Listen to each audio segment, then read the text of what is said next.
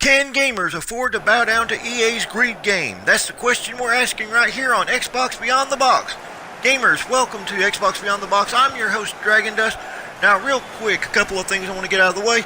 Number one is thank you for viewing the channel. We really appreciate it. If you're new here, hit that subscribe button. And while you're here, hit that like button as well. We'd really appreciate that.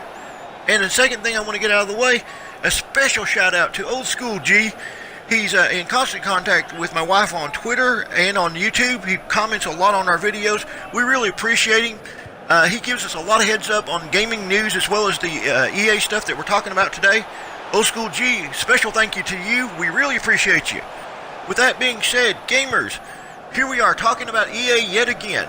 And here I was playing soccer, a game I have no clue about. The only thing I know is that Old School G posted something really cool about it. And it was that in 2017, they made $800 million off this game alone. Wow. Can you afford to get any greedier, EA? You charge loot crates on Star Wars, which you took the hit for. Everybody's talked about that. That's over and done with. Can we forget it? No. Can we forgive it? Depends on what you're going to do with your games in the future, because Anthem is coming up.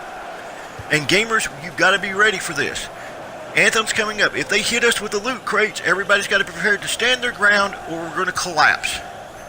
Another thing that's going on is that EA has it locked up with FIFA and Madden. They're making big time dollars off these two games. And seemingly, I guess this is the only two types of games that are out there, is Madden and FIFA as far as soccer games. People, in case you haven't realized, you're basically playing for names.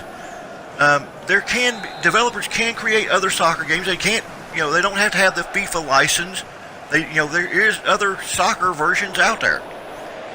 Just like with football. Football can be created without the names of, these star players. But apparently, this is the way developers are. FIFA and Madden are locked up. No more football games from any of the other developers. No more soccer games from any of the other developers. Which kind of sucks, because that's a wide open market. Developers should not be restricted just on name alone.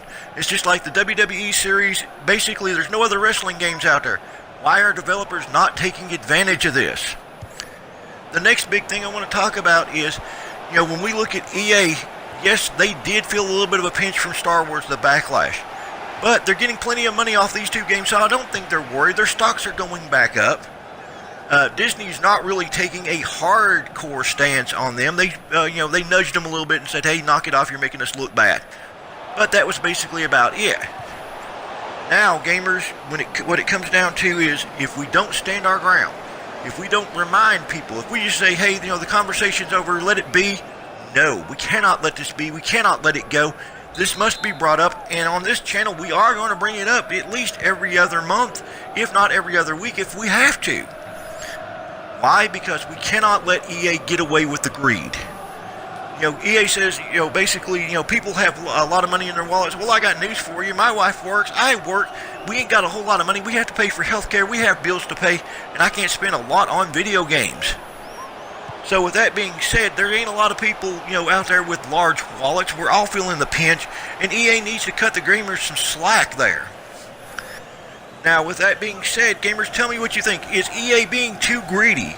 Tell us in the comments below. And once again, thank you, Old School G, for pointing out all this EA information on Twitter to my wife. Like I say, I don't do the social media. I don't even look at the YouTube comments. That is all her. That is, what she does. She does the channel art. She instructs me on what to do, what to say, and everything else. I'm just the voiceover guy. With that being said, gamers, tell me what you think of the video. Did you like it? And, tell me if there's anything I can improve on while I'm doing these. I really want to hear from you. With that being said, this has been Xbox Beyond the Box, talking about the greed on EA. I've been your host, Dragon Dust. Gamers, I want to wish you happy gaming, and hey, stay awesome, y'all.